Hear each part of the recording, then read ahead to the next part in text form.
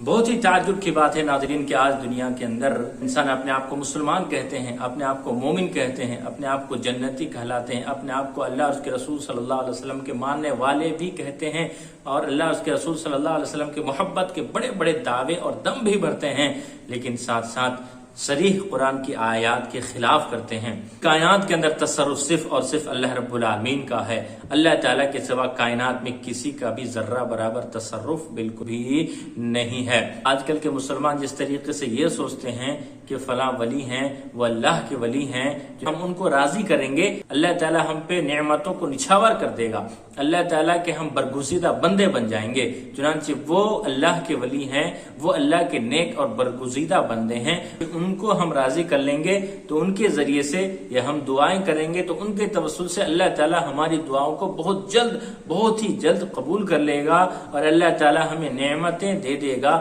رحمتوں کو ہم پر نازل کر دے گا۔ اسی طریقے سے دنیا کے کسی بھی کونے میں رہ کر کوئی بھی انسان جو کسی اللہ کے ولی کے مرید بن جائیں، اللہ کے ولی سے محبت کرنے والے بن جائیں، چنانچہ دنیا کے کسی بھی کونے سے اپنے محبوب کو پکاریں، اپنے ولی کو پکاریں، اپنے پیر کو پکاریں، چنانچہ وہ پیر، وہ اللہ کے ولی ان کی غیبی طور پر مدد کریں گے، مریدوں کی مدد کے لیے وہ پہنچ جائیں گے۔ تو ناظرین کتنا برا عقیدہ ہے، سراسر یہ عقیدہ قرآن و حدیث کے خلاف ہے۔ ناظرین اکرام، آپ کو کیسا لگتا ہے یہ عقیدہ اسلامی عقیدہ ہے؟ یہ عقیدہ قرآن اور حدیث رسول صلی اللہ علیہ وسلم کی روشنی میں بنایا ہوا عقیدہ ہے، یا قرآن و حدیث کی روشنی میں یہ تمام باتیں ہیں؟ کیا قرآن و حدیث کے مطالعے سے ہمیں اس طریقے کی باتوں کا علم اور پتہ چلتا ہے؟ ناظرین ہرگز نہیں، بالکل بھی نہیں، یہ سراسر قرآن و حدیث سے ٹکرانے والی بات ہے۔ آئیے میں بھی ہوا میں بات کر دوں، خلا میں بات کر دوں، فضا میں بات پھینک دوں، ہوا میں بات پھینک دوں، یا دلائل کی روشنی میں بات کروں۔ دلائل کی روشنی میں آپ کے سامنے چند باتیں رکھنا چاہتا ہوں کہ دنیا کے کسی بھی کونے سے کوئی بھی انسان کسی کو پکارے تو ان کی پکار کو سننے والا کوئی نہیں سوائے رب العالمین کے۔ اللہ رب العالمین کے سوا کوئی کسی کی فریاد کو، کوئی کسی کی پکار کو، کوئی کسی کی دعا کو، کوئی کسی کی آواز کو ہرگز نہیں سن سکتا۔ صرف اور صرف وحدہ لا شریک ہے جو اپنے بندوں کے تعلق سے فرماتا ہے نحن اقرب الیہ من حبل الورید، کہ میں تو اپنے بندے کے شہ رگ سے بھی زیادہ قریب ہوں۔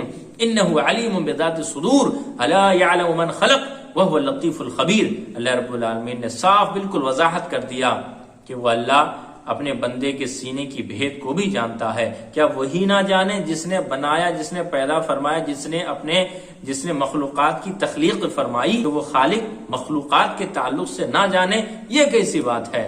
تو ناظرین یہ عقیدہ مکمل طور پر غلط ہے کہ کوئی بھی مرید اپنے ولی، اپنے بابا یا اپنے پیر یا اپنے چاہنے والے کو دنیا کے کسی بھی کونے سے جب بھی پکاریں گے چنانچہ وہ ولی ان کی مدد کے لیے پہنچ جائیں گے۔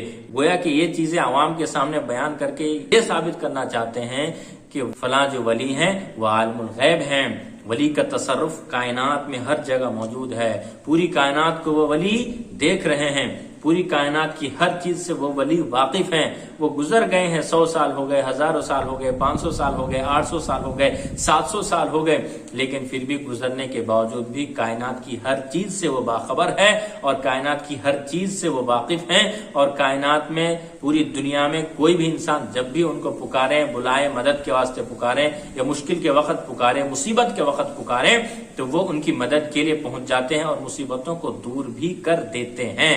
میں ادھر ادھر کہیں بھی نہیں جاؤں گا، کسی انسان کی بات نہیں کروں گا، بلکہ ڈائریکٹ ہم چلتے ہیں اللہ رب العالمین کی کتاب قرآن کریم کی طرف، کہ قرآن سے ہم پوچھتے ہیں کہ کیا ایسا عقیدہ رکھنا صحیح ہے؟ کیا ایسا ہو سکتا ہے کہ انسان عالم الغیب بن جائیں، کہ انسان دنیا کے کسی بھی کونے سے کسی کو پکارے تو انسان ان کی آواز کو سن لے اور ان کی مدد کے لیے پہنچ جائے؟ کیا ایسا ہو سکتا ہے؟ ناظرین آئیے میں دلیل کے طور پہ چند مثالیں بھی پیش کرتا ہوں، چند دلیلیں پیش کرتا ہوں انبیاء کرام کی، کہ ان کے سامنے موجود انسان کے دل کی حالات وہ پڑھ نہیں سکے، ان کے سامنے موجود انسان کے دل کی حالات کو یا پھر پوشیدہ چیز کو، غیبی چیز کو نہیں جان سکے۔ سب سے پہلے آپ اٹھائیے الزاریات آیت نمبر 25، 26، 27۔ اللہ رب العالمین نے ضیف ابراہیم، حضرت ابراہیم علیہ السلام کے مہمانوں کا ذکر فرمایا۔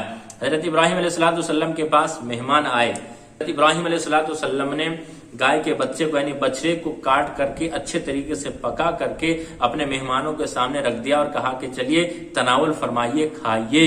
چنانچہ مہمان نہیں کھا رہے ہیں۔ حضرت ابراہیم علیہ السلام اپنے اندر ڈر جاتے ہیں۔ چنانچہ وہ آئے ہوئے مہمان کہتے ہیں کہ آپ نہ ڈریں، ہم تو آپ کو خوشخبری دینے آئے ہیں۔ حضرین سب کو پتا ہے کہ وہ آنے والے مہمان کوئی انسان نہیں تھے یا حقیقت میں انسان نہیں تھے، بلکہ وہ اصل میں فرشتے تھے، کہ آنے والے مہمان انسان کے روپ میں، انسان کی شکل میں فرشتے تھے۔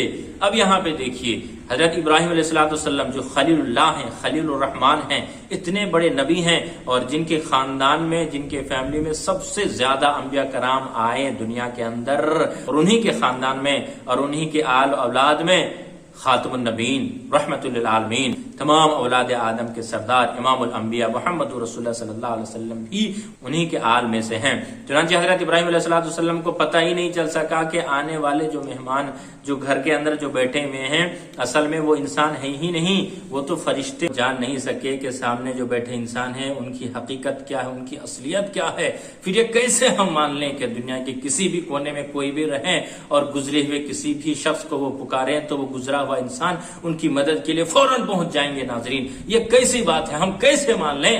قرآن کی بات مانیں یا دنیا والوں کی بات مانیں؟ قرآن کی بات مانیں گے تو رب کی اطاعت ہوگی، رب کی اطاعت ہوگی تو رب العالمین جنت میں اعلیٰ سے اعلیٰ مقام عطا فرمائے گا، لیکن دنیا والوں کی بات مانیں گے تو دنیا والوں کی باتوں کی کوئی گارنٹی نہیں ہے۔ دنیا کے اندر آنے والے لوگوں کی خود کی فکر نہیں ہے کہ ان کا حشر کیا ہونے والا ہے۔ ناظرین آئیے دوسری دلیل آپ کو دیتا ہوں۔ دوسری دلیل ہے حضرت موسیٰ علیہ السلام کی۔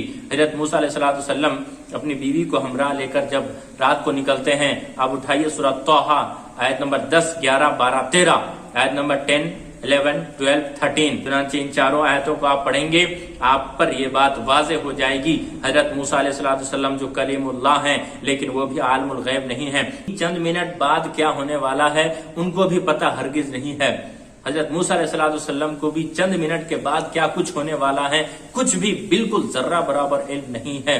چنانچہ حضرت موسیٰ علیہ السلام رات کو اپنی بیوی کو لے کر نکلتے ہیں، دور جلتی ہوئی آگ دکھتی ہے۔ حضرت موسیٰ علیہ السلام اپنی بیوی سے کہتے ہیں کہ یہیں ٹھہرو، میں جاتا ہوں اور تمہارے لیے آگ لے کر آتا ہوں، اور اس آگ کے ذریعے سے ہم راستہ بھی جان لیں گے، راستے کی رہنمائی بھی ہماری ہو جائے گی۔ اور مفسرین کے بعض اقوال کے مطابق ان کی بیوی حاملہ تھی، چنانچہ حرارت اور گرمی کی ضرورت تھی، اور بعض مفسرین کے قول کے مطابق سخت سردی کا موسم تھا، چنانچہ سردی کے موسم میں ظاہر سی بات آگ بہت زیادہ انسان کو فائدہ پہنچانے والی چیز بن جاتی ہے۔ چنانچہ اس آگ کو لینے کے لیے حضرت موسیٰ علیہ السلام جب پہنچے تو غیبی طور پر آواز آئی، اننی انا اللہ۔ آگ نہیں تھی بلکہ رب کی تجلی تھی، رب کا نور تھا۔ سوچئے ایک نبی کو بھی پتہ نہیں ہے کہ وہاں پہ آگ جل رہی ہے یا پھر روشنی ہے، وہ روشنی کس وجہ سے ہے۔ پھر دنیا کے اندر کوئی بھی انسان جو گزر گئے، ہزاروں سال ہو گئے، انہیں کیسے پتہ چل سکتا ہے کہ آج آپ اپنے گھر سے پکاریں گے تو وہ آپ کی فریاد اور آپ کی دعا کو، آپ کی پکار کو سن کے فوراً آپ کی مدد کے لیے اور ہیلپ کے لیے پہنچ جائیں گے۔ بالکل عجیب بات ہے ناظرین، بالکل بہت ہی عجیب بات ہے۔ آئیے تیسری دلیل آپ کو دیتا ہوں حضرت مریم علیہ السلام کی۔ آپ اٹھائیے سورہ آل عمران۔ ایک بھی بات میں اپنی طرف سے نہیں کروں گا بلکہ قرآن کتاب اللہ ہی سے کروں گا، اور کتاب اللہ سے ثابت کر کے رہوں گا کہ دنیا کے اندر کوئی بھی انسان عالم الغیب نہیں ہے، دنیا کے اندر کوئی بھی انسان عالم الغیب نہیں ہے، چاہے وہ انبیاء کرام ہوں یا انبیاء کرام کے علاوہ ہوں، کوئی بھی ہوں، اللہ رب العالمین کے سوا عالم الغیب کوئی بھی نہیں۔ ہاں انبیاء کرام نے جو بھی اطلاع یا انفارمیشن یا خبریں دی اللہ تعالیٰ نے وحی کے ذریعے انہیں بتایا، تب جا کے انہوں نے دنیا والوں کو بتایا۔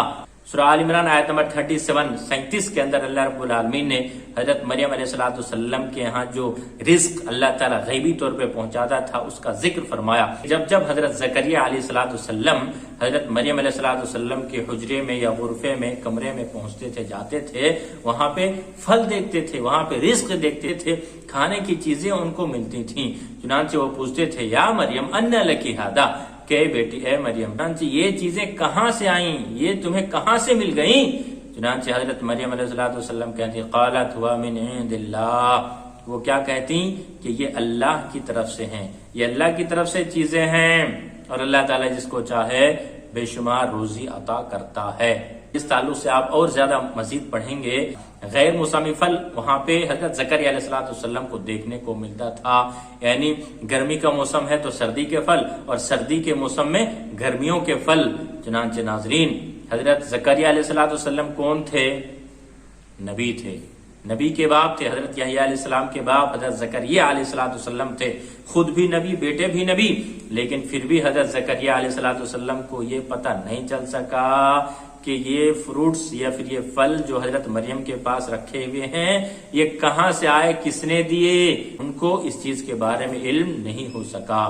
پھر دنیا کے اندر کوئی بھی انسان کیسے کہہ سکتا ہے ناظرین کہ جو انسان بہت دن ہزاروں سال پہلے گزر گئے ہوں ان کو ہم ابھی پکاریں تو وہ ہماری مدد کے لیے آ جائیں گے، وہ ہماری ہیلپ کے لیے پہنچ جائیں گے، وہ ہمیں مصیبت سے نکالنے کے لیے آ جائیں گے۔ اگر بچے اولاد نہیں ہو رہے ہیں تو اولاد دے دیں گے، بچے دے دیں گے۔ ناظرین، بہت ہی عجیب عقیدہ ہے، بہت ہی عجیب عقیدہ ہے۔ مسلمان بھائیوں، ہم اختلاف کی بات نہیں کرتے، ہم محبت کی بات کرتے ہیں، ہم اتحاد کی بات کرتے ہیں، ہم اتفاق کی بات کرتے ہیں، ہم آپس میں ملانے کی بات کرتے ہیں، ہم اطیع اللہ اور اطیع رسول کی بات کرتے ہیں، ہم اللہ اور اس کے رسول کی طرف بلاتے ہیں، ہم جنت کی طرف بلاتے ہیں، ہم انبیاء کرام کے عقیدے کی طرف بلاتے ہیں، رسول اللہ صلی اللہ علیہ وسلم کے عقیدہ اور ایمان کی طرف بلاتے ہیں، حضرت ابوبکر، عمر، عثمان، علی اور دیگر صحابہ کرام کے عقیدہ اور ایمان کی طرف بلاتے ہیں، جن کے بارے میں رب نے خود قرآن میں فرمایا کہ فَإِنْ آمَنُوا بِمِثْلِ مَا آمَنْتُمْ بِهِ فَقَدِ اهْتَدَوْا۔ چوتھی دلیل دے کر میں اپنی بات کو ختم کر دیتا ہوں ناظرین، چونکہ ویڈیو لمبی ہو جائے گی،